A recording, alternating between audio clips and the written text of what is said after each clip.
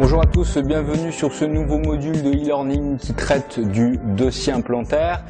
Je vous rappelle que ce module fait partie d'un ensemble de 16 heures de cours théoriques qui est à votre disposition, notamment si vous réalisez la formation de 4 jours sur simulateur implantaire. N'hésitez pas à nous contacter si vous avez des questions. Nous allons aborder un élément très important du traitement implantaire. Il s'agit du dossier implantaire et ce dossier implantaire est vraiment la base juridique mais aussi médicale de votre traitement implantaire et c'est ce dossier-là qu'on vous demandera en cas de problème si un patient se retourne contre vous. Il est donc essentiel qu'il soit constitué de manière très rigoureuse et cette constitution va faire appel tout simplement à un certain nombre d'éléments que nous allons voir ensemble. Nous allons rajouter aussi dans ce dossier implantaire tous les éléments relatifs aux facteurs de risque et aux contre-indications locales et générales du traitement implantaire de manière à avoir une vision globale sur ce que l'on peut faire et ne pas faire en implantologie. La constitution du dossier implantaire suit la chronologie du traitement. Son objectif, c'est obtenir le consentement éclairé du patient vis-à-vis de votre traitement implantaire. On a un devoir d'information et le premier devoir, c'est de faire un état des lieux, un diagnostic, puis de dévoiler au patient le pronostic de sa pathologie en l'absence de traitement et enfin de lui proposer différents traitements possibles avec leur coût, leur pronostic à court, à moyen terme et on va aboutir tout cela pour obtenir la validation d'un contrat de soins, que ce soit un traitement idéal ou un compromis qui, par exemple, peut être un compromis financier. Je me permets de vous redire cela et je vous renvoie au module qui va traiter sur la communication en implantologie, puisqu'il existe aujourd'hui des outils très spécifiques qui vont vous permettre de communiquer avec votre patient de manière à l'informer le mieux possible pour non seulement augmenter vos réussites de présentation de plan de traitement et réaliser le plus d'implants possible, mais aussi pour informer le plus justement, le plus rapidement, le plus efficacement possible vos patients. Et je vous renvoie à toutes les solutions que nous avons développées dans le cadre de GI Web, que ce soit des sites internet, des fiches pédagogiques à l'image de votre cabinet ou des pochettes là aussi à l'image de votre cabinet, ces pochettes pouvant recevoir l'ensemble du dossier implantaire, l'ensemble des papiers que vous allez fournir à votre patient. Ce dossier implantaire comprend l'ensemble des éléments recueillis lors de la première consultation, c'est-à-dire l'interrogatoire médical et les éléments remplis lors de la fiche de renseignement que vous fournissez au patient, ainsi que les éléments recueillis lors de l'examen clinique exo et endobuccal. Il comprend aussi l'ensemble des examens complémentaires que vous allez prescrire à votre patient, que ce soit une analyse occlusale, un wax-up de diagnostic, des examens radiographiques avec ou sans guide radiologique, rétroalvéolaire, panoramique, scanner et éventuellement des examens biologiques que vous allez lui prescrire. Il comprend aussi le plan de traitement et le consentement éclairé du patient, les solutions thérapeutiques et les compromis, le planning de réalisation, la signature du devis, la signature du consentement éclairé. Et enfin, il comprend les éléments de préparation à la chirurgie, le bilan biologique, les ordonnances préopératoires, les conseils pré- et post-opératoires. Ça, c'est tout le dossier implantaire en amont de la chirurgie et il convient de le rédiger, de le constituer au fur et à mesure que vous voyez votre patient, au fur et à mesure des rendez-vous. Et puis, dernière chose, il comprend des éléments post-chirurgicaux, le compte-rendu opératoire et la fiche de traçabilité. Donc, comme vous pouvez le voir, tous ces éléments sont extrêmement importants et nous avons décidé de les voir les uns après les autres en déroulant une visite d'un patient et en envisageant ensemble l'ensemble des contre-indications générales, absolues, générales relatives et locales relatives au traitement implantaire, l'ensemble des facteurs de risque que vous allez pouvoir relever au cours de ces consultations, puis ensuite nous verrons en détail les facteurs de risque, puis les bilans, les prémédications et les conseils à fournir aux patients, ainsi que le recueil de la fiche de traçabilité et du compte-rendu opératoire. Donc voilà le plan que je vous propose, avec d'une part, en première partie, premier chapitre, la première consultation, en deuxième partie, les contre-indications implantaires, en troisième partie, les facteurs de risque au traitement implantaire, en dernière partie, les éléments de bilan, prémédication, conseil, fiche de traçabilité et compte-rendu opératoire, tous ces éléments permettant de constituer le dossier implantaire.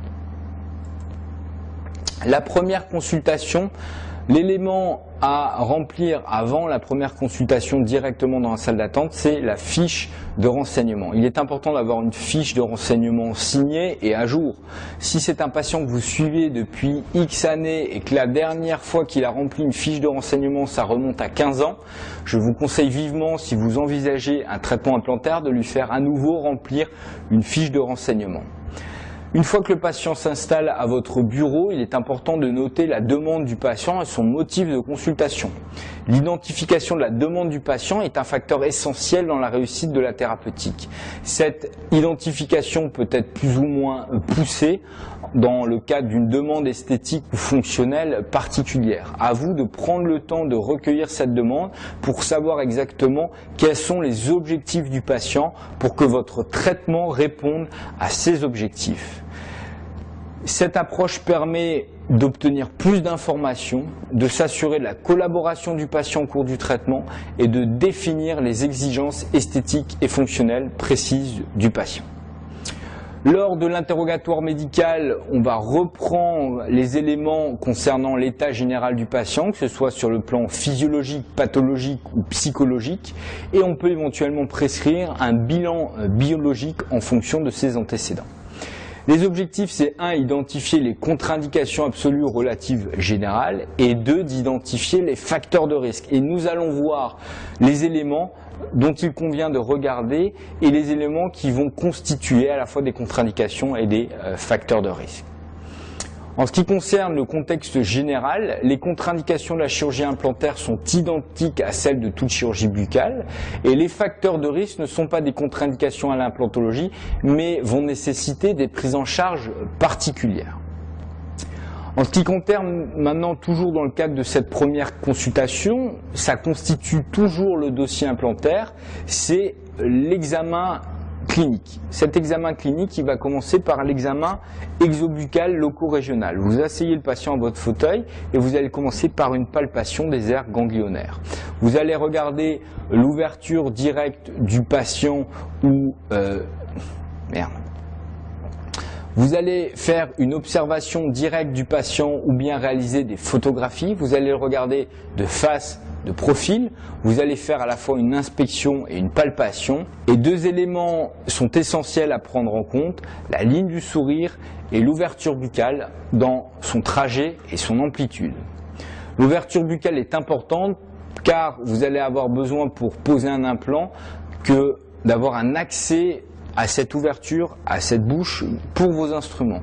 Et il y a certains cas où vous ne pouvez pas poser d'implant à cause d'une ouverture buccale trop faible, notamment au niveau des secteurs postérieurs. L'amplitude est idéale lorsqu'elle mesure 3 doigts, c'est-à-dire 45 mm au niveau interincisif. Lorsqu'on a 2 doigts, c'est la limite inférieure à la pose d'implant, et inférieure à 2 doigts, c'est une contre-indication à la chirurgie implantaire. Au niveau maintenant du contexte local, on va faire un examen endobuccal classique, hygiène bucco-dentaire, état de la denture, état parodontal, et nous verrons en détail le facteur de risque que constitue la maladie parodontale, les rapports inter- et intra-arcades, l'analyse occlusale succincte est un élément important, petite propulsion, petite latéralité droite et gauche pour commencer à envisager de repérer quelques interférences occlusales travaillantes et non travaillantes évidentes. On va regarder aussi les tissus environnants et de soutien, la quantité de gencives attachées, la muqueuse alvéolaire, la muqueuse buccale, le plancher de la bouche, notamment chez des patients d'une soixantaine d'années et plus, fumeurs ou alcoolo-tabagiques, et la classe de l'édentement correspondant pour voir et avoir une idée globale de son patient.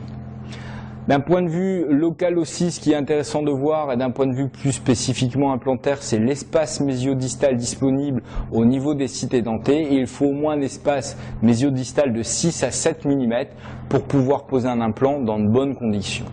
On va regarder aussi la hauteur prothétique est disponible lorsque le patient est en occlusion. Et si vous avez une distance minimale entre les cuspides des dents antagonistes et la crête édentée de 5 mm, vous pouvez réaliser éventuellement une couronne direct implant. Pour pouvoir faire une prothèse scellée classique, il faut au moins une hauteur de 7 mm. En deçà de 7 mm, c'est prothèse direct implant. En deçà de 5 mm, il faut envisager soit une augmentation de la DVO, soit de reprendre le plan d'occlusion de l'arcade antagoniste, soit par coronoplastie, soit par reprise prothétique, soit par orthodontie. Les hauteurs faibles peuvent être des indications de prothèses transvissées de type direct implant, comme je viens de vous l'expliquer. On va ensuite réaliser une palpation de la crête édentée, et c'est un réflexe systématique à avoir, ne serait-ce que pour s'éduquer. Vous allez avoir recours souvent à des examens 3D, il est intéressant de commencer à se faire une idée par la palpation du volume osseux disponible. Avec l'habitude, on sait quasiment déjà ce qu'on aura sur le scanner. Essayez surtout de palper les faces linguales au niveau des molaires mandibulaires de manière à repérer la concavité linguale qui est souvent une limite anatomique au positionnement d'implants dans les secteurs postérieurs mandibulaires.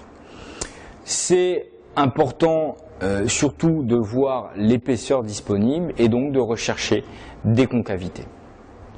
À la fin de cette première consultation, je vous conseille de refaire asseoir le patient à votre bureau et de lui annoncer un diagnostic comme le ferait un médecin qui vient d'examiner un patient. Vous souffrez de, pourquoi pas, un édentement de classe 1 dans la classification de Kennedy-Applegate, d'une parodontie chronique de l'adulte. Vous avez associé à ça une égression du plan d'occlusion, des interférences en latéralité non travaillante, et vous insistez sur l'ensemble des problèmes du patient, parce que n'oubliez pas que votre premier devoir, c'est l'information du patient par rapport à sa pathologie. Vous êtes des acteurs de la santé, vous êtes là pour soigner les patients. Pour pouvoir les soigner, il faut leur accord. Pour avoir leur accord, il faut les informer. Pour les informer, il faut leur tout simplement les diagnostiquer et leur énoncer ce qui ne va pas chez eux. Et tout ça a un nom, c'est l'énoncé du diagnostic de la pathologie. Et le patient, vous allez le classer tout de suite en un cas simple ou en cas complexe. Si c'est un cas simple, eh bien pas de problème, vous pouvez dérouler votre traitement implantaire. Ça peut être par exemple l'absence d'une 46 qui date depuis moins d'un an avec un maintien des espaces mésiodistaux et une non-égression de la dent antagoniste. Là, le volume de la crête a l'air favorable. Vous pouvez directement réaliser un examen 3D et ensuite planifier la pose d'un implant. Et puis vous pouvez avoir des cas plus complexes avec de la parodontologie, des problèmes occlusaux associés, de la prothèse conventionnelle, de l'implantologie, des pronostics plus ou moins favorables de certaines dents dont vous n'êtes pas sûr, qui vont nécessiter peut-être d'abord un retraitement endodontique et puis finalement, si elle n'est pas conservable, l'extraction et la pose d'un implant. Et quand vous êtes dans cette démarche, comment arriver à faire comprendre votre plan de traitement à un patient, sinon en le revoyant, en bloquant une demi-heure de votre temps et en passant une demi-heure après avoir confectionné un dossier complet de plan de traitement et à lui expliquer ce dossier pour qu'il comprenne les enjeux de son traitement, les enjeux de sa pathologie et qu'il adhère à votre plan de traitement pour qu'il soit tout simplement aussi d'accord de mettre de l'argent, parce que malheureusement ces traitements sont mal remboursés, de mettre de l'argent et du temps et de l'énergie dans un plan de traitement complexe et qui comprenne aussi la fiabilité de ce plan de traitement. Parfois, on a des patients qui refusent de faire des plans de traitement conservateurs, de la parodontologie héroïque, entre guillemets, des bridges complets, des choses comme ça de contention, et qui préfèrent aller vers des solutions d'extraction, de mise en charge immédiate et de traitement complet par des implants, parce que c'est plutôt dans leur logique, dans leur intérêt sur le long terme. Ce sont les patients de 65-70 ans, et parfois il peut être plus intéressant d'être un peu moins conservateur. Mais pour aller vers ces éléments, vers ces plans de traitement, il faut expliquer les enjeux, les pronostics, et c'est bien souvent, quand le patient l'a compris, lui-même qui va être demandeur de la solution la plus fiable, qui bien souvent est la solution implantaire. Et à ce moment-là, soit vous allez prescrire immédiatement un ensemble d'examens complémentaires, scanner, analyse occlusale, bilan rétroalvéolaire, etc.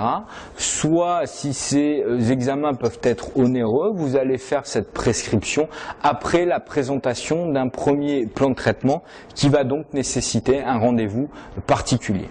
Donc on va fixer un nouveau rendez-vous pour la présentation du plan de traitement, et éventuellement ce que vous pouvez faire, c'est prendre 2 empreintes d'études, ce qui va permettre d'expliquer un petit peu au patient, en plus d'une radio panoramique, vous allez pouvoir lui faire comprendre son futur projet prothétique et les enjeux de ce projet prothétique. À l'issue de cette première consultation, et on est déjà dans la constitution du dossier implantaire, parce qu'il y a un dossier papier et puis il y a aussi un dossier intellectuel que vous constituez dans votre tête, vous avez identifié la demande initiale du patient pour y répondre par la suite, et si vous passez à côté de cette demande initiale, eh bien vous allez passer à côté du patient. Et puis vous allez identifier aussi le profil du patient. Est-ce que c'est quelqu'un qui est motivé, pas motivé, et ça va vous permettre aussi de vous aider à choisir le bon plan de traitement. Et puis vous allez commencer à avoir une idée sur la faisabilité du traitement, avec une absence ou une présence de contre-indication générale absolue, de contre-indication générale relative et de facteurs de risque. Et on va rentrer en détail dans ces contre-indications, dans ces différents éléments. Pourquoi? Eh bien tout simplement parce que si votre patient a coché la case infarctus de moins de 6 mois au niveau de la fiche de renseignement, eh bien il n'est pas question pour l'instant de lui proposer un traitement implantaire, et il faudra commencer par lui proposer une temporisation avant peut-être par la suite de faire un traitement implantaire. Donc il est important à mon avis de voir ces contre-indications et ces facteurs de risque pour pouvoir voir concrètement et correctement la constitution de ce dossier implantaire.